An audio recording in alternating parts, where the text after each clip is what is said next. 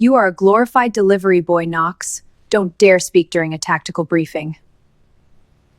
If you get us out of here and clear my name, I will give you anything. I'll even marry you. Just don't let them take me. In the high-walled world of the military elite, rank is the only currency that matters.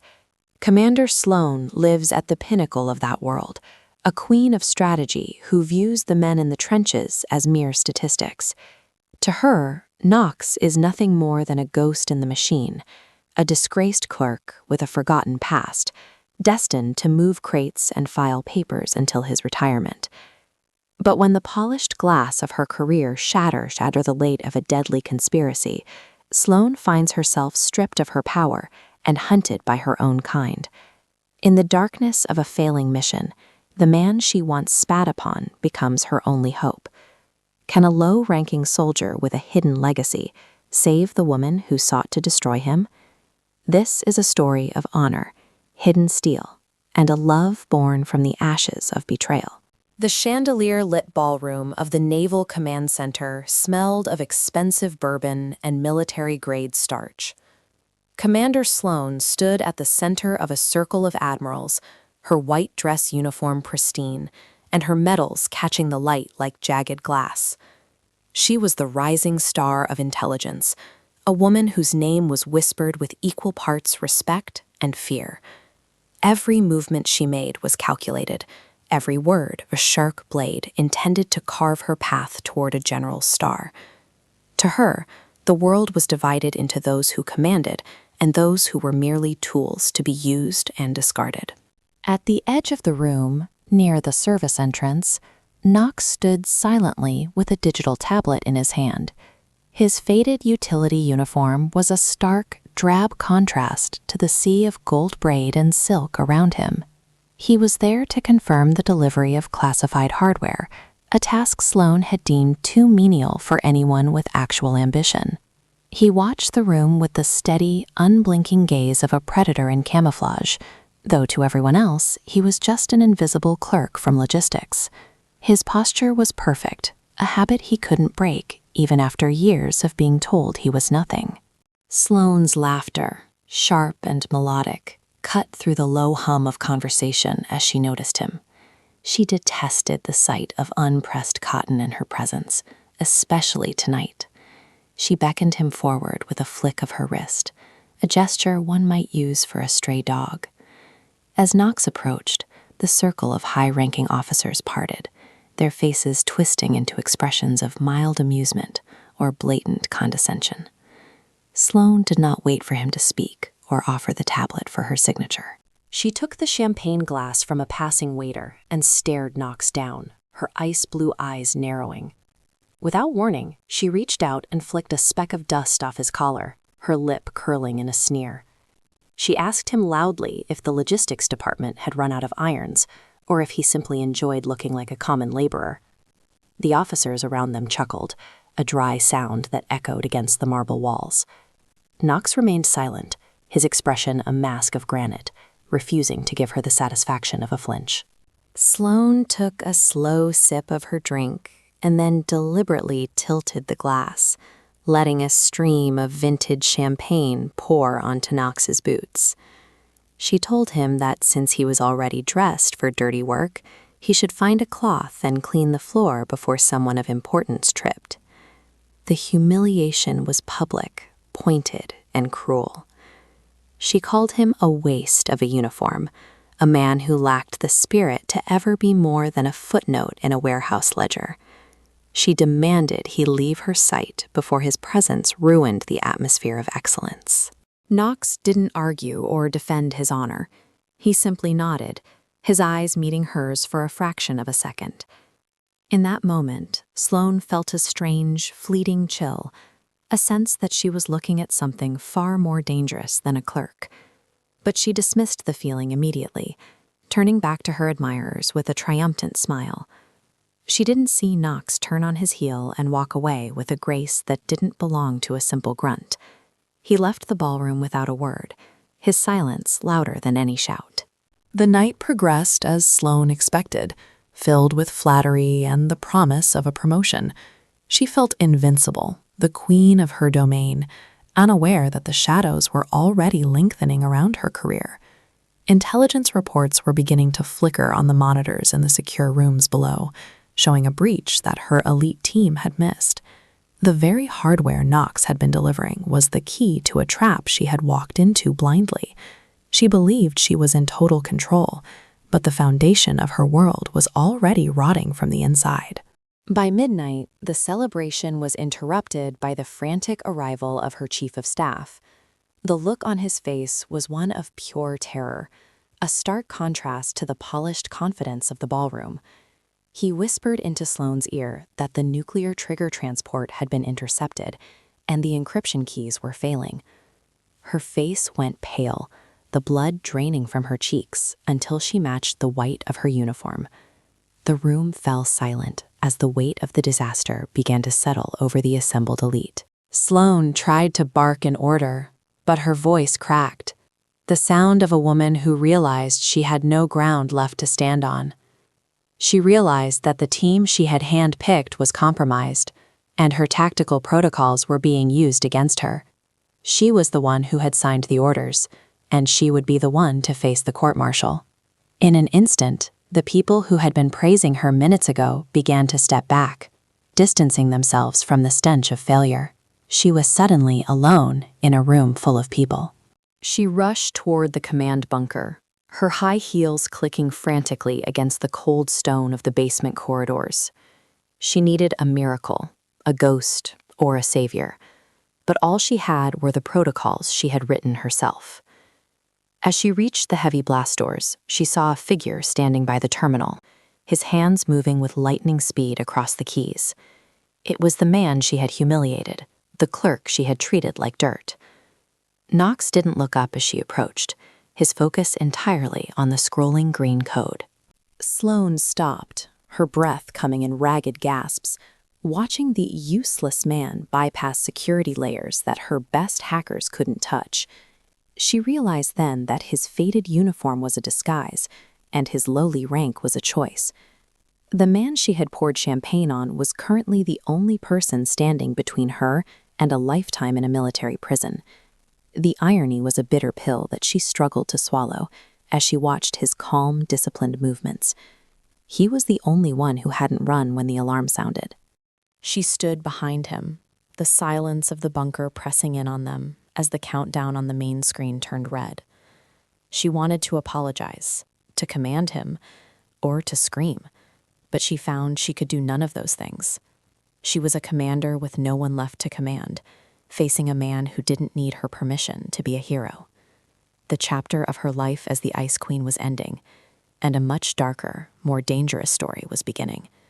The man she underestimated was now the master of her fate. The red emergency lights of the underground bunker pulsed like a dying heart, casting long, distorted shadows against the reinforced steel walls. Commander Sloane leaned against a cold console, her breathing shallow and frantic as the weight of the betrayal settled in her chest. Outside the blast doors, the muffled thuds of heavy ordnance exploded, signaling that the mole's extraction team was closing in to finish the job. She looked at her trembling hands, the gold braid on her sleeves now mocking the power she no longer possessed. Every elite operative she had trusted was either dead or turned, leaving her stranded in a tomb of her own design. Knox remained a pillar of unnatural calm amidst the chaos, his fingers dancing across the encrypted terminal with the precision of a master watchmaker. He didn't look at the flickering screens or the mounting casualty reports. His eyes were fixed on the cooling fans of the mainframe.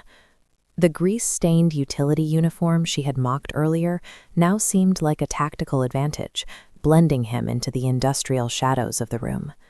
He was stripping the civilian-grade locks on the facility's defense grid, uncovering layers of security that shouldn't have existed. Sloane watched him, her mind reeling, as she realized that his logistics position had been the perfect cover for a deep system auditor.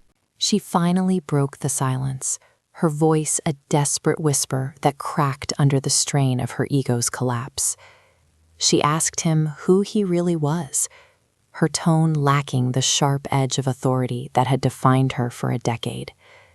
Knox didn't turn his head, merely stating that he was the man she had ordered to mop the floors, his voice flat and devoid of resentment.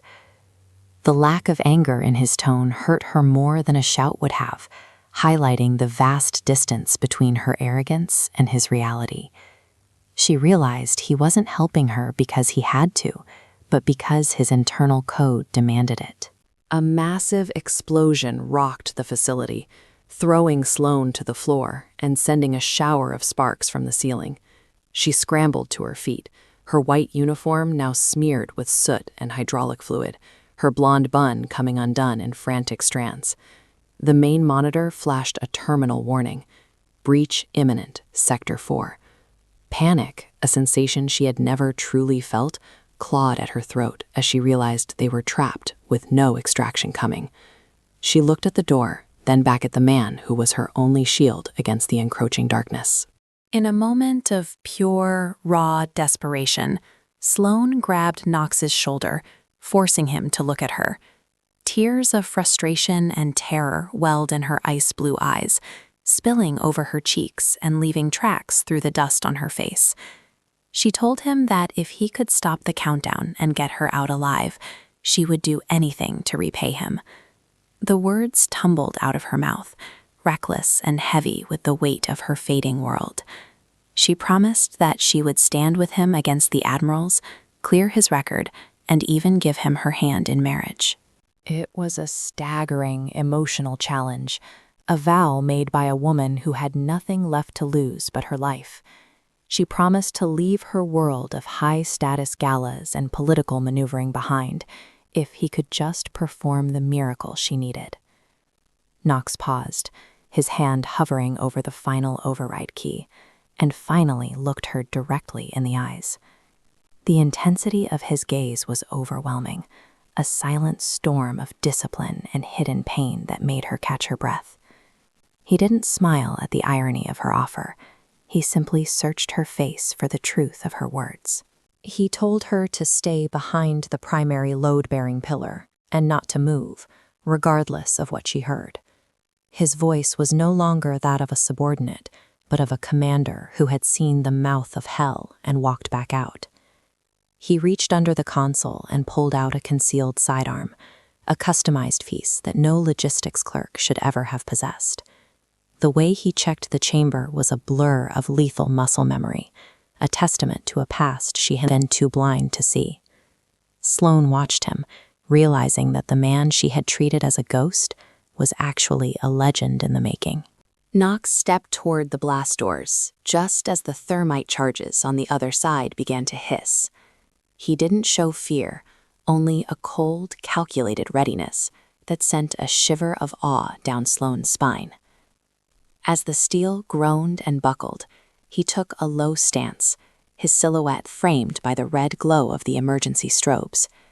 He was a lone soldier standing against an army, fighting for a woman who had publicly humiliated him only hours before.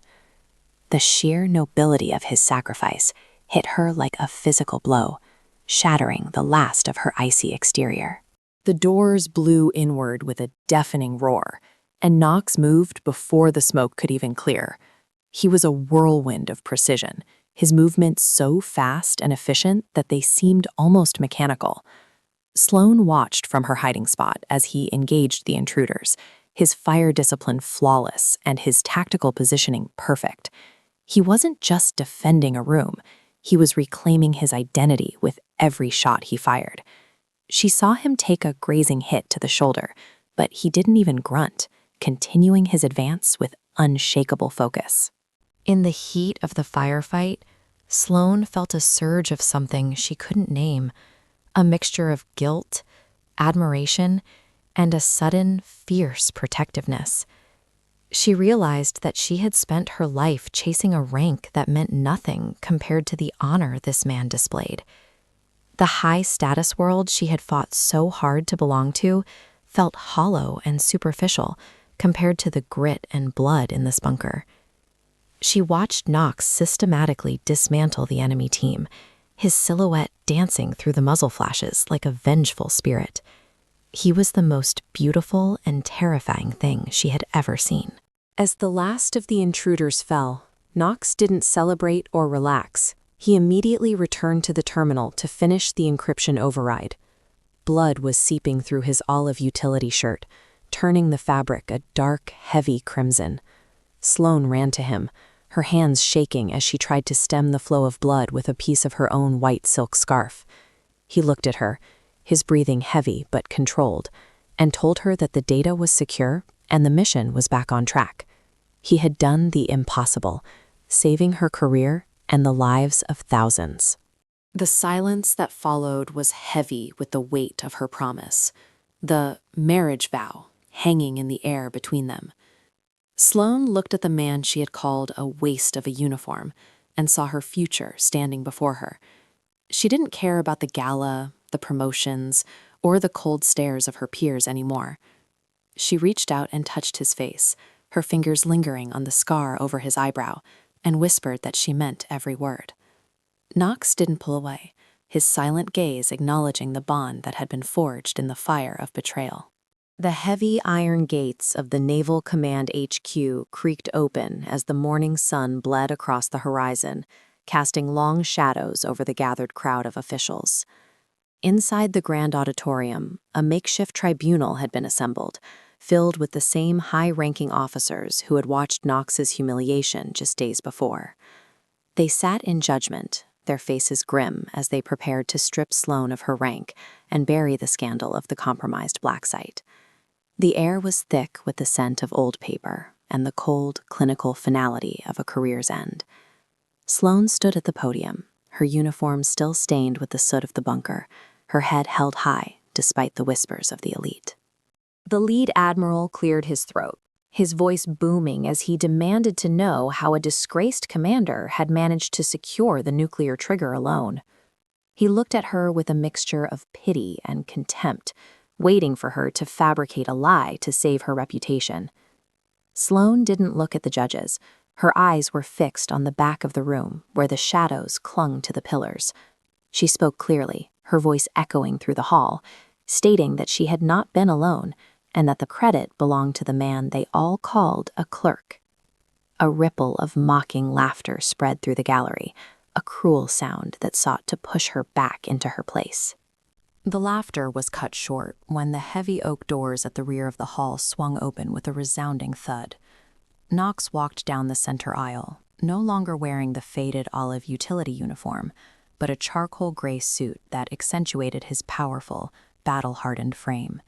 His stride was measured and predatory, the limp from his recent wound barely visible through his sheer force of will. Behind him, 2 high-level couriers from the Department of Defense carried sealed cases. Their presence signaled a level of authority that silenced the room. The officers who had mocked him at the gala now shrank back, confused by the sudden shift in the atmosphere. Knox reached the front of the room and placed a single black data drive on the admiral's desk with a metallic click. He didn't offer a salute, nor did he wait for permission to speak. His presence commanded the space more effectively than any gold braid ever could.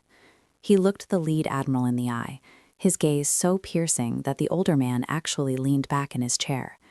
Knox spoke with a voice like grinding stones, stating that the logistics of the betrayal had been tracked to the very men sitting on this tribunal. The silence that followed was absolute, the kind of silence that precedes a landslide. He began to detail the evidence, his mind working with a tactical brilliance that left the intelligence officers in the room breathless.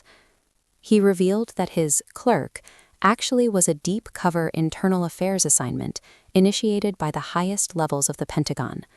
He was the ghost of Kandahar, a man whose death had been faked so he could hunt the rot within the command structure.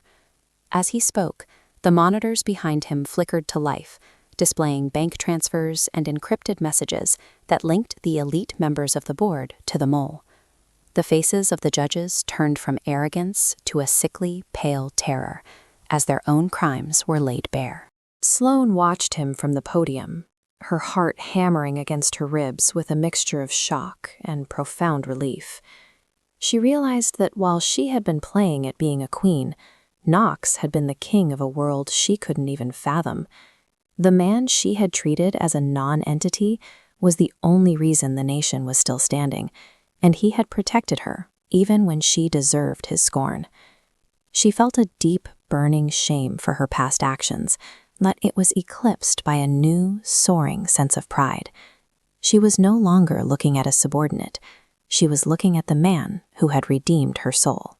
When the MPs moved in to arrest the corrupt officials, the auditorium devolved into a chaotic scene of shouting and scrambling.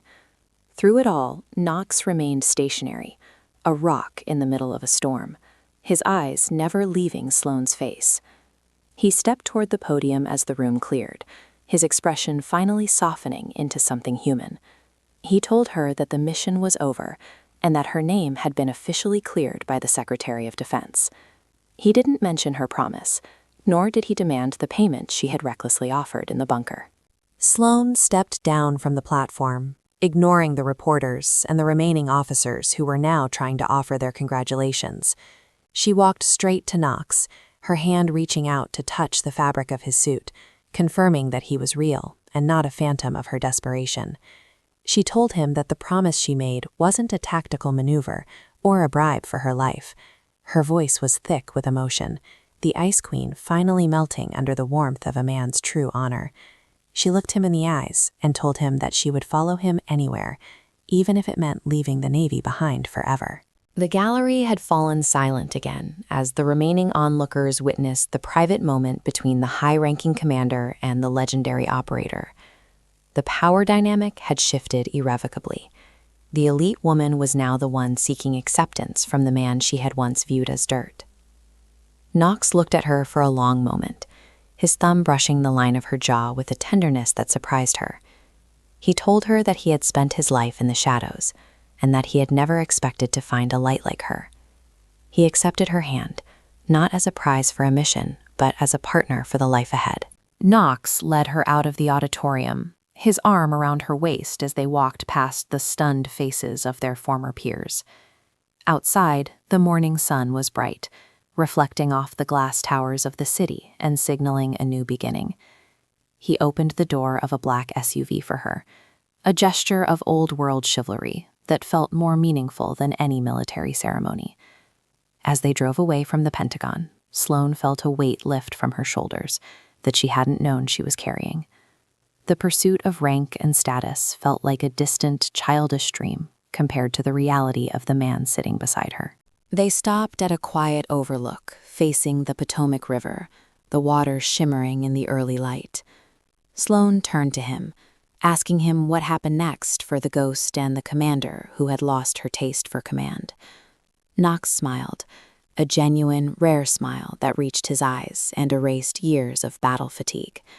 He told her that the ghost was officially retired, and as for her, she was exactly where she was supposed to be. He reached and pulled out a simple silver ring, a contrast to the gold and diamonds she was used to, but to her, it was the most precious metal in the world. The ending was not one of medals or grand speeches, but of two people choosing a path of quiet dignity and shared truth. The people who had laughed at Knox remained in the wreckage of their own corruption, while the man they underestimated walked into a future of his own making. Sloane leaned her head on his shoulder, watching the river flow toward the sea, knowing that she had finally found a commander worth following. Their love was a victory born from a sacrifice that no one else would ever truly understand. The clerk and the commander were gone, replaced by two souls who had finally found home.